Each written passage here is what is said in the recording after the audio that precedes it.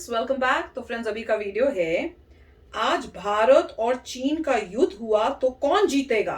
Can India defeat China, India power. चलो देखते हैं क्या कहते हैं। तो वीडियो शुरू करते हैं। वीडियो शुरू करने से पहले अगर आप चैनल पर नए हो और आपने अभी तक सब्सक्राइब नहीं किया है तो जल्दी से पहले सब्सक्राइब के बटन और बेल आइकन को क्लिक कर लो ताकि आपको हमारे सारे न्यू वीडियोस के नोटिफिकेशन मिल जाए जैसे हम अपलोड करें। अगर आपको वीडियो पसंद है प्लीज लाइक एंड शेयर। चलिए शुरू करते हैं। दोस्तों, कुछ सालों से चीन भारत की तरफ से फिर से आक्रामक होता दिख रहा है।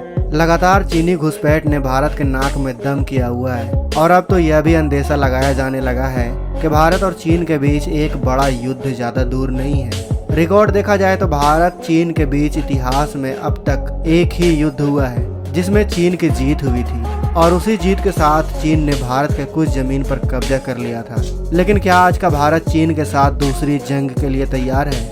आज दोनों ही देशों के पास दुनिया की सबसे शक्तिशाली तीसरी और चौथी सैन्य शक्ति है। सिर्फ इतना ही नहीं, दोनों ही देश न्यूक्लियर हथियारों से भी लैस हैं। तो क्या आज चीन के बीच युद्ध होता है तो यह युद्ध एक परमाणु युद्ध में बदल सकता है? और आज हम इस वीडियो में इन्हीं सवालों के जवाब देने की कोशिश करेंगे। अगर आप भी जानना चाहते हैं कि अगर आज भारत और चीन के बीच युद्ध हुआ तो कैसा होगा तो बने रहें इस वीडियो के अंत तक। तो युद्ध सुन के ही वो घबराहट होने दोस्तों, सबसे पहले हम बात करते हैं पिछले युद्ध की जो 1962 में लड़ी गई थी। इस युद्ध को समझना इसलिए भी जरूरी है क्योंकि इस युद्ध में हमारी हार का कारण हमारी कूटनीति से ज्यादा राजनीति थी। हम उस वक्त को समझें तो तब भारत को ब्रिटिश के चंगुल से आजाद हुए बस कुछ ही साल हुए थे, लेकिन हमारी आर्मी के पास दूसरे विश्व युद्ध का अनुभव था। भारतीय सेना के ज्यादातर अधिकारी उस समय दूसरे विश्व युद्ध के अनुभव के साथ उतरे थे। ऐसे में चीन के खिलाफ इस युद्ध में असल मायनों में भारत की ही जीत होनी चाहिए थी, लेकिन भारत से एक गलती हो गई। भारत के उस वक्त के प्रधानमंत्री जवाहरलाल नेहरू हमेशा सेना रखने और सेना बढ़ाने के विरोध में रहते थे। इसके दो कारण थे। पहला था नेहरू का गांधीवादी होना और अहिंसा को प्राथमिकता देना, और दूसरा था सत्ता जाने का डर। ज्यादातर देश जो ब्रिटिश राज से आजाद हुए थे वह कुछ सालों में ही मिलिट्री तानाशाही के कंट्रोल में आ गए थे, जिसका डर नेहरू को भी था। इसलिए सेना के बार बार कहने के बाद भी नेहरू ने सेना को अपग्रेड नहीं किया, और जब अचानक से भारत पर चीन का हमला हुआ तब हमारी सेना पुराने तकनीक और पुरानी हथियारों की वजह से मुसीबत में पड़ गई। इस बीच नेहरू का भारतीय सेना के चीफ ऑफ स्टाफ से भी बड़ा विवाद हुआ और यह नौबत आ गई कि बीच जंग में उन्होंने अपना इस्तीफा दे दिया। नेहरू ने इस्तीफा लेने से मना कर दिया और बल्कि संसद में भी इसकी जानकारी दे दी। इस्तीफे की बात सामने आने से भारतीय सेना का मनोबल कुछ हद तक टूट गया और चीन को पता चल गया कि भारत में सब कुछ ठीक नहीं चल रहा। नतीजा भारत चीन युद्ध का क्या हुआ यह हम और आप अच्छे से जानते हैं। लेकिन आज का भारत तब के भारत से काफी अलग है। भारत उस जंग के बाद आज तक एक भी जंग नहीं हारा है। इसके अलावा भारत ने साल दर साल अपनी सेना को आधुनिक बनाने के साथ साथ कई उन्नत हथियारों से भी लैस किया है। तो आइए सबसे पहले दोनों ही देशों के सैन्य शक्ति पर नजर डालते हैं। भारत की सेना में इस समय 12 लाख से ज्यादा सिपाही हैं। इसके अलावा हमारे पास 9.5 लाख सिपाहियों की रिजर्व फोर्स भी है। इसके अलावा हमारे पास 67,000 एक्टिव नौसैनिक हैं, साथ ही 5,000 रिजर्व में भी रखे गए हैं। वहीं भारतीय वायुसेना में भी अभी 1.5 लाख लोग काम कर रहे हैं और इतने ही रिजर्व में रखे गए हैं।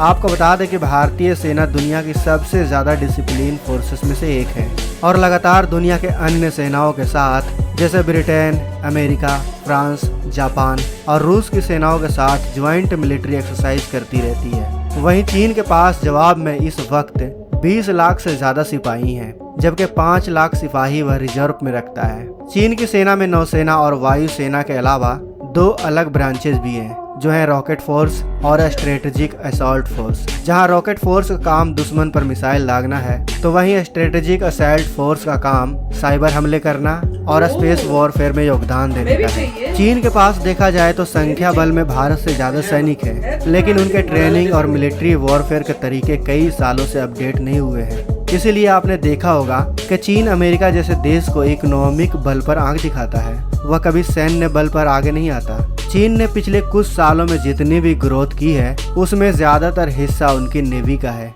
चीन इस वक्त सैनिकों पर खर्च करने के मामले में भारत से कहीं आगे है। जहां भारत का कुल defence budget 74 billion US dollar के करीब है, तो वहीं चीन इस वक्त करीब भारत से 3 गुना अधिक खर्च करते हुए 275 बिलियन US डॉलर के बड़े डिफेंस बजट से लैस है।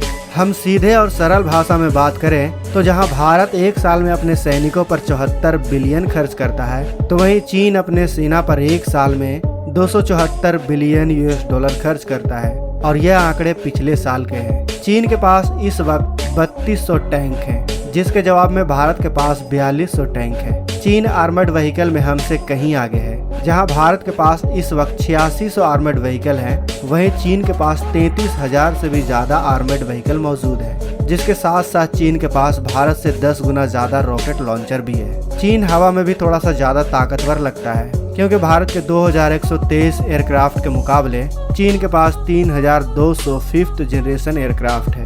चीन के पास इस समय 507 मिलिट्री एयरपोर्ट है, जबकि भारत के पास केवल 346 हैं। चीन की नेवी भी इक्विपमेंट और जहाज़ों के मामले में हमसे थोड़ी बड़ी दिखाई देती है, लेकिन भारत को घबराने की ज़रूरत नहीं है। टेक्नोलॉजी और सिपाहियों के मामले में भारत पिछड़ता हुआ तो दिखता ही है, लेकिन भारत के पास इस वक्त अमेरिका और जापान जैसे देशों का साथ है, जो चीन के बड़े विरोधी हैं। चीन के भी 2 बड़े साथी हैं, जो भारत के खिलाफ जंग में उसके काम आ सकते हैं, रूस और पाकिस्तान। रूस के साथ अभी हाल ही में भारत ने फिर से रिश्ते अच्छे कर लिए हैं, यहाँ तक कि रूस की मुश्किल वक्त में भारत ने वहाँ $100 करोड़ निवेश करने की बात कही है, जिस वजह से लगभग यह तय है कि अगर भारत का चीन से कोई जंग होता है तो रूस या तो भारत का साथ देगा या फिर चुप बैठ जाएगा।